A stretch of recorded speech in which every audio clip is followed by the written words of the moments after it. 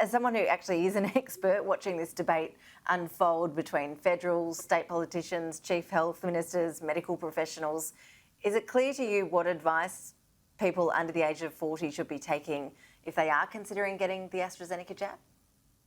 I think the situation is pretty clear. First of all, we need better discussion and more mutual respect. But apart from that, let me just say diplomatically that the AstraZeneca vaccine was always licensed as safe from 18 years of age and above. We have a directive and a suggestion, a very strong suggestion from TGA to limit its use in people under 60. But we now have indemnity provided to GPs. We have further payments provided to GPs for them to spend the time to explain the risks and the benefits to younger people of having one vaccine or the other.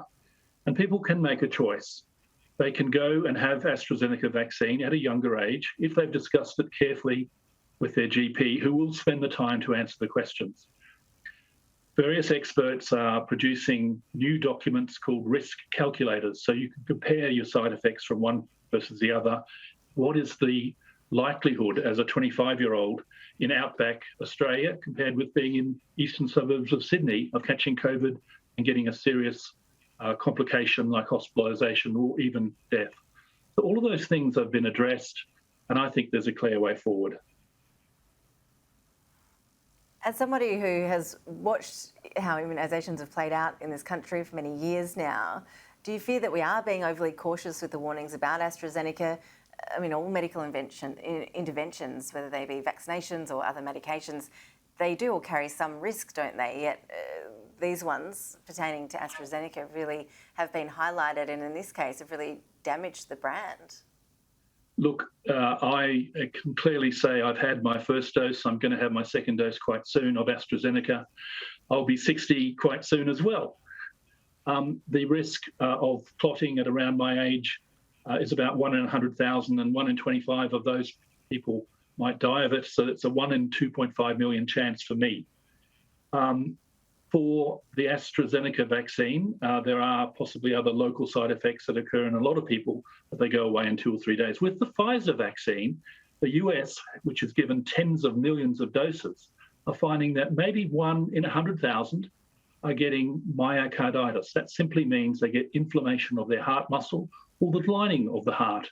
1 in 100,000, most people get it over that again, but a small percentage could die from that. We don't know yet. But it does carry a risk similar to AstraZeneca of a serious side effect. And it's more common if you're younger and if you're male. So we have to balance risks, and people need to have risks explained and they need to have their questions answered about risk. I talk to a lot of people. I talk to professionals. I talk to ordinary people who want to ask me questions by email. And I say, you have to weigh up your own circumstances, your age, your sex, your predisposing medical problems. And then if you can't get questions answered through normal means, then discuss it with your GP. Most people, I think, will be confident to be vaccinated and they'll go straight to a hub. They don't need a big discussion. But some people do. They need to be listened to. They have to have their questions answered, and GPs are well adept at doing that. Would you like to see the government bring forward the second dose of the AstraZeneca, that time period, to make it lower from 12 weeks to 8 weeks in between jabs? I've been asking for this for more than a month, to be honest, and we put a press release out saying that from the Immunisation Coalition. This should be considered. And the UK decided 2 months ago that the 12-week gap was better, but once again, here's the nuance. They said an 8-week gap is acceptable when there's a risk of COVID in the community.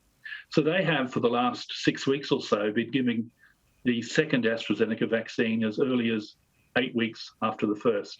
The scientific evidence is the longer you wait, the better the response you'll get.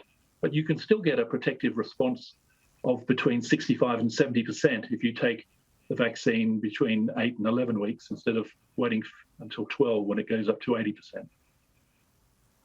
Yeah, I think the key word there was nuance. We are seeing nuance in so many different aspects of the debates around these vaccinations and the rollout in particular. More broadly, Dr. Booy, what is your assessment of where we're at now in terms of the vaccine rollout? Are we getting this finally back on track? Has this latest set of COVID outbreaks across the country done the trick, do you think, to boost the numbers to where we'd like to be? Yeah, I don't think it's a trick, but I do think it is important. And we need to double and redouble, to be honest. And we're going in the right direction. But 750 doses per week in Australia is not going to cut it by Christmas. 1.5 million will get close, but at our peak in September, October, we need to deliver 3 million doses per week, 3 million. So right now, only 750,000 per week. New South Wales has recorded the most it ever has. Other states are hitting their peaks as well.